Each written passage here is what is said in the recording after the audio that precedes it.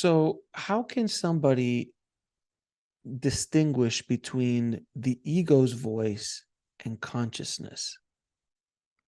So the consciousness, the another word which is used for consciousness, and is very beautiful distinction being made in the Vedanta, is Atman, right?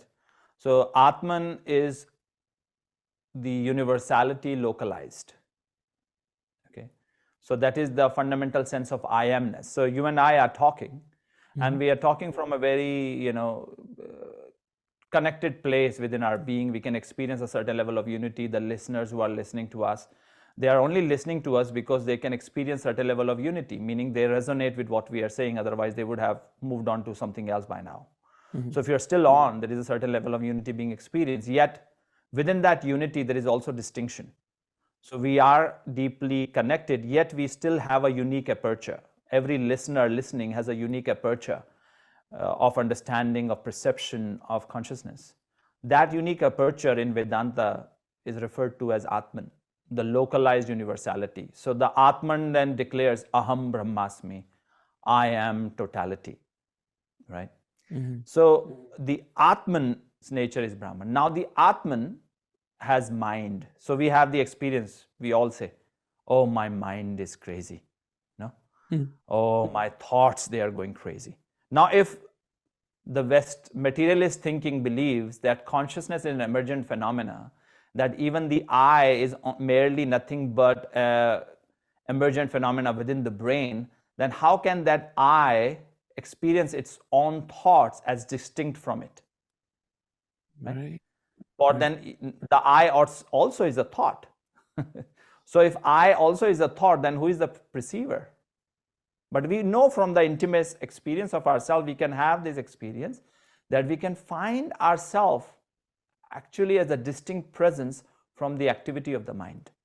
So the I, chitta, is subtler than the mind. The mind is structured within consciousness, but the I, the pure I, is subtler than the mind. It is not to be found within the mind. The mind rather is to be found within the I. Now that mind has memory, that is manas. Because why does it have memory? Because there is in relative reality, there is the experience of time. And time means moving from known to the unknown, right? That's why we experience time, because we remember what happened yesterday. We don't remember what happened tomorrow. So we feel we are being dragged by this arrow of time. So there is manas, memory. That's one of the main reasons why we have time, right? Because we have memory, manas. And then the second is we have meaning making. We make meaning up, right? Yeah. We give things meaning, and that is called buddhi. That's from where the term Buddha comes, right? Buddhi is intellect, and Buddha is the awakened intellect. So buddhi. And then the third aspect of the mind is ahankara, or ego. Okay. So ego is the after effect of memory and meaning making, right? So the Atman enters relative field of reality, starts to experience space-time flowing within its own field of consciousness, starts to develop memory, interacts with parents, culture, listens to stories, listens to religious stories, listens to socioeconomic stories, watches television. All these words, our mind is a sponge, it is absorbing everything. Manas is being formed. So the child's eyes are wide open. As we are children, we are wide open. We can sleep with our eyes. Our brains are developing at phenomenal rate. We are absorbing incredible information. From being incapable of speaking, in few years, we start to make meaning up by putting sounds together. And so all of a sudden, language is born. And then through language, stories are born. So mind generates that. And then the I am starts to be formed. Oh, I am American. Oh, and then we go to school and then we find body. Oh, you are not good enough. You're not pretty enough. And then that I am, the Atman, starts to create this identity within its own mind, which is the ego, right? So ego is a hallucination that Atman has. And in English, the closest word to it is soul. But soul often sometimes can be misunderstood as an isolated self. the Atman is not isolated self. It is just the localized universality. And that is why in Vedanta, one of the Mahavakyas, the first great declarations of truth is Aham Brahmasmi, that I am totality.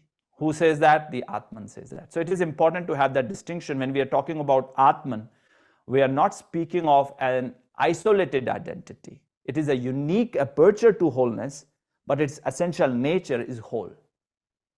Right. So the concept of one, or the law of one, if you will, that we are all one, that our soul is a unique extension of the whole entity, as opposed to a separate soul that is lost in the universe somewhere and it's hiding in this body, let's say. It is just a unique representation of source, of God, of whatever you'd like to call it, of the whole. And that's the concept that seems to be coming up more and more, is that this idea of the one, that we are all connected.